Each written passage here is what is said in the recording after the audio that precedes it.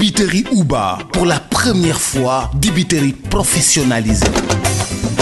Professionnel u ndawal mosoo ko dégg de am suñu marinade bopp am suñu cafka bopp am suñu secret bopp na nga xamee ni noonu la McDonald amee ay secret noonu la dibiterie Uba amee ay secret dibi Uba saaf yàpp Uba méchoui Uba poulet Uba pigeon Uba pintade Uba bool Uba kaay ma wax la fa dibi safe mooy 77 629 00 00 fa saaf yàpp neexee mooy 77 633 57 57 fa méchoui neexee mooy dibiterie Uba fa poulet neexee mooy dibiterie Uba te nag kaay ma wax la dibiterie Uba commandeel ñu livrer la fa nga ne bu la neexee tamit nga toog sa kër Korité defal say commande Tabaski defal say commande boo amee xew defal say commande booy dalal ay nit defal say commande nga xam ne dibiterie Uba dalay defaral méchoui bu toog doo defar dara dibiterie Uba livré la cay Uba moo jaaxal réew mi.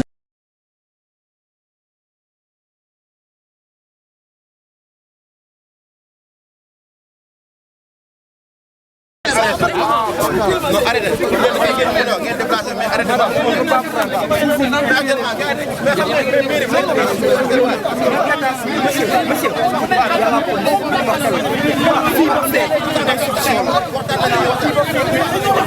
Mon ami.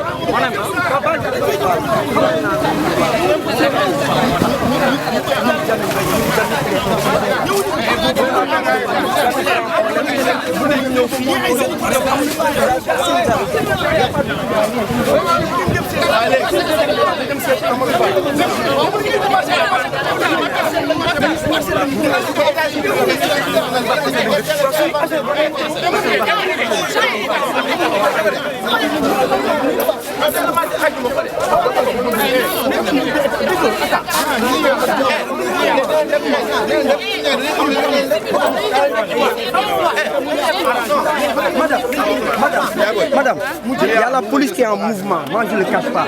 Arrêtez, il y a la police qui est en mouvement. Arrêtez tout ça. Il y a la police qui est en mouvement. Il y a les RG. Il y a un problème. Il y a plein de choses. Voilà, dans les zone 0. Mon ami. Ñun xala ci ñe Quoi comme ça? comprendre. On est bien. Donc, il y a pas de président. Bu leen dem état civil. Bu leen dem état civil. Bu leen dem état civil. Dañu daw ci rek. État civil institution lu bokk tamit y a nos frères qui sont en prison. Agent yu bëri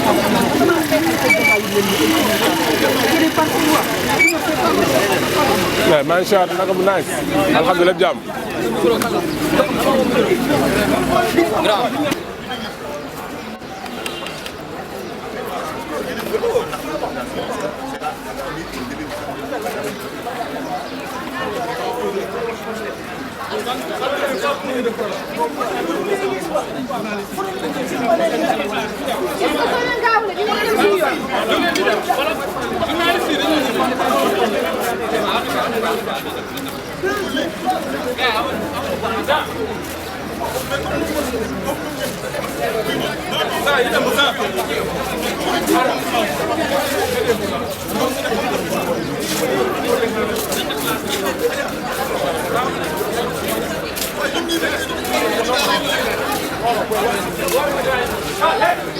Je me nomme Jean-Baptiste Diatta, étudiant à l'université Cheikh Anta Diop de Dakar, président de l'amicale des élèves et étudiants des Parcelles Assainies AMEPA. C'est avec le cœur lourd et meurtri que je m'exprime aujourd'hui au nom de la communauté estudiantine de façon générale et en particulier au nom de l'ensemble des amicales des Parcelles Assainies des différentes universités regroupées autour de l'AMEPA. En effet, les Parcelles Assainies ont été laissées en rade. La communauté parcelloise souffre et aucune de nos autorités, y compris le maire, j'ai bien dit aucune de nos autorités, y compris le maire, ne se soucie guère du devenir des étudiants parcellois, à l'exception de M. Gofay et M. Mansourba qui ne cessent d'appuyer les étudiants de Ziguinchor. Nous faisons face à de multiples problèmes. Les étudiants parcellois qui sont à Bambey, Ziguinchor, Thiès, Kaolack, Saint-Louis, y compris ici à Dakar, vivent dans des conditions difficiles d'apprentissage. Avec le peu qu'ils ont pour régler leur restauration, logement, documentation, etc., etc. Et si l'étudiant est non boursier, n'en parlons même pas. Pendant que les autorités des autres localités aident leurs étudiants à vivre dans des conditions paisibles d'apprentissage, tel n'est pas le cas pour nous. On est obligé de quémander dans les autres amicales locales pour pouvoir loger nos étudiants, ce qui est anormal. Et pourtant, dans la localité, il y a plusieurs associations. Si je prends l'exemple des AIC, c'est-à-dire les équipes de Nawetan, je n'ai rien contre eux. Ils reçoivent environ 500 000 francs comme subvention et je trouve cela très normal. Mais il y a combien d'AIC dans cette localité? À peu près une vingtaine, ce qui donne un chiffre très significatif. Bref, pour dire là, eux, ils ont opté le football. Nous les encourageons sur cette lancée. Mais nous avons opté l'apprentissage, la connaissance, afin de réussir et servir notre localité. Est-ce qu'on ne doit pas être subventionné par la municipalité? Est-ce qu'on doit être laissé en rade par nos autorités? Est-ce que nos autorités ne devraient pas nous appuyer, nous soutenir? Est-ce un crime d'être étudiant? Ce sont les questions qu'on se pose. Nous lançons un appel solennel au Premier ministre Amadou Ba, qui avait promis de nous recevoir publiquement. Les vidéos sont là, les preuves sont là, qui est un fils de cette localité. Nous lançons aussi un appel solennel au ministre de la Jeunesse, Pape Malick Ndour, qui est aussi un fils de cette localité. Nous lançons un appel au député Malick Kébé, qui est aussi un fils de cette localité. Nous lançons un appel à toutes les autorités du Sénégal, aux personnes de bonne volonté, ainsi qu'aux maires, de nous prêter main forte afin de pallier à tous ces problèmes et étudier dans de très bonnes conditions. Merci.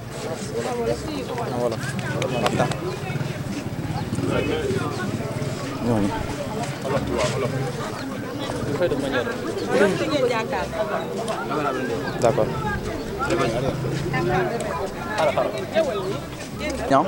Nekk étudiant Université Gaston Berger bu Saint-Louis si UFR des sciences économiques et des gestion nekk aussi membre biir AMEPA doon kuréel ga nga xam ne moom moo ëpp mboolem représentant étudiant parcellois yi nekk Sénégal tey nag lu ñu dajale fii c'est parce qu'on est offusqué dañoo am tiis dañoo am njàqare si le fait que mënuñu considérer communauté estudiantine bii di yeewoo biir Parcelles Assainies ñun d'accord nañ ni àdduna lépp mënul naat mais y a le minimum. Les étudiants parcellois dañuy souffrir si différentes universités yi nekk Sénégal da ngay jël problème mu logement munoo nekk étudiant am sa bac ñu orienté la à des milliers de kilomètres amoo fa papa amoo fa yaay xamoo fa kenn kooku il sera obligé d'abandonner ses études parcelle la ñu dëkk parcelle lañ koy cassé. am na beneen problème muy problème de restauration étudiant lu ko satisfaire jafewul 250 francs par jour am na ñu ko dul yeewoo c'est incroyable nag de mais c'est la triste réalité de nos jours parcelle la ñu dëkk y a des autorités.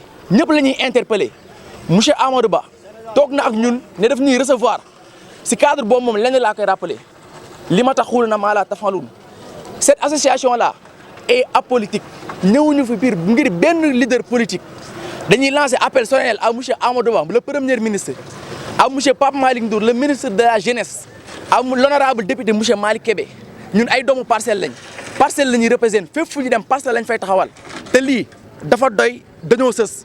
lii nag dafa nekk premier acte te ñaanuñu yàlla yegg fenn fii ak suñu autorité ñu ngeen di sant di leen gërëm wasalaamaaleykum wa rahmatullah.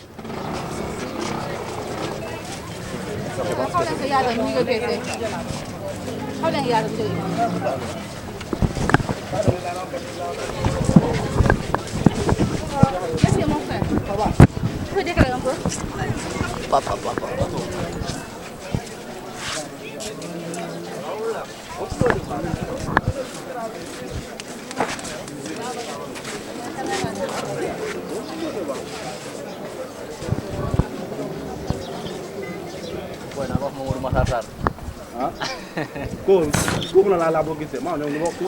D'accord.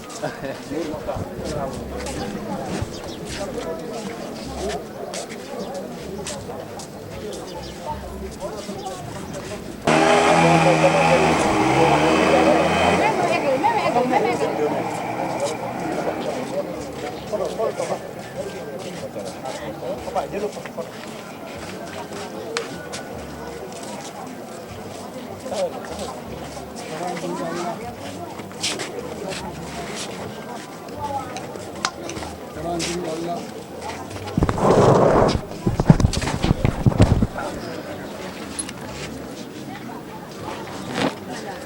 Bye.